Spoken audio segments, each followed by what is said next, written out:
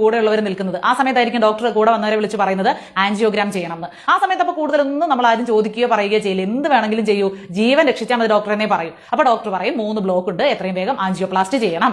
ഒരു ബ്ലോക്കിന് 60,000 വെച്ച് 1,80,000 രൂപയാവും. അത് പെട്ടെന്ന് തന്നെ അടയ്ക്കണം എന്ന് പറയും. അത് സംബന്ധിച്ച് പുറത്ത് വന്ന് കടം വാങ്ങിയോ പണയം വെച്ചോ ഒക്കെ നമ്മൾ കാശടയ്ക്കും. ഒരു രോഗിയോ അവരുടെ ബന്ധുക്കളോ ആൻജിയോഗ്രാമിന്റെയും ആൻജിയോപ്ലാസ്റ്റിയുടെയും CD ചോദിക്കില്ല എന്നുള്ളതാണ് ആശുപത്രിക്കാർ തരുന്നുമില്ല. നേരത്തെ പറഞ്ഞല്ലോ 3 ബ്ലോക്ക് ഉണ്ടെന്നും അത് നീക്കിയെന്നും.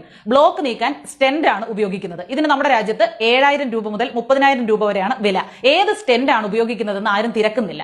ഏതാണ് ഉപയോഗിച്ചതെന്ന് ആശുപത്രിക്കാർ നിങ്ങളോട് പറയത്തുമില്ല. അത് ചോദിക്കാനും അന്വേഷിക്കാനും നിയമപരമായി നമുക്ക് അവകാശമുണ്ട്. പക്ഷെ ആ സമയത്ത് അത് ചോദിക്കാനോ പറയാനോ ആരും നിൽക്കില്ല. ഉപയോഗിക്കുന്നത് ഇൻഷുറൻസ് കവറേജ് ഉള്ള സ്റ്റെന്റ് ആയിരിക്കണം. അത് അങ്ങനെ ആയാൽ വലിയൊരു ഗുണമുണ്ട്. അത് പലർക്കും അറിയാത്ത കാര്യമാണ്. ഉപയോഗിക്കുന്നത് ഇൻഷുറൻസ് ഉള്ള സ്റ്റെന്റ് ആണെങ്കിൽ 6 മാസത്തിനകം വീണ്ടും ബ്ലോക്ക് ഉണ്ടായാൽ അത് നീക്കാൻ 1 രൂപയും കണ്ടെത്തേണ്ടതില്ല. 1 വർഷത്തിനുള്ളിൽ ഹൃദയ ശസ്ത്രക്രിയ വേണ്ടി വന്നാൽ പോലും അതിനും 1 പൈസയും ചെലവഴിക്കേണ്ടതില്ല.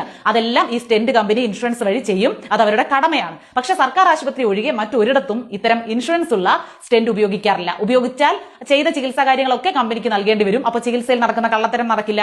ബ്ലോക്ക് നീക്കാൻ നിങ്ങളിൽ നിന്ന് വാങ്ങിയത് നിങ്ങളുടെ ജീവിത സമ്പാദ്യത്തിലെ പരമാവധി തുകയാണ്. ഒരുപക്ഷെ ഉപയോഗിച്ചതോ ഇൻഷുറൻസ് ഇല്ലാത്ത സ്റ്റെന്റ് ആയിരിക്കും. എപ്പോഴും ആൻജിയോപ്ലാസ്റ്റിക്ക് മുന്നേ ഇൻഷുറൻസ് ഉള്ള സ്റ്റെന്റ് ഉപയോഗിക്കാൻ ഡോക്ടറോട് പറയുക തന്നെ ചെയ്യുക.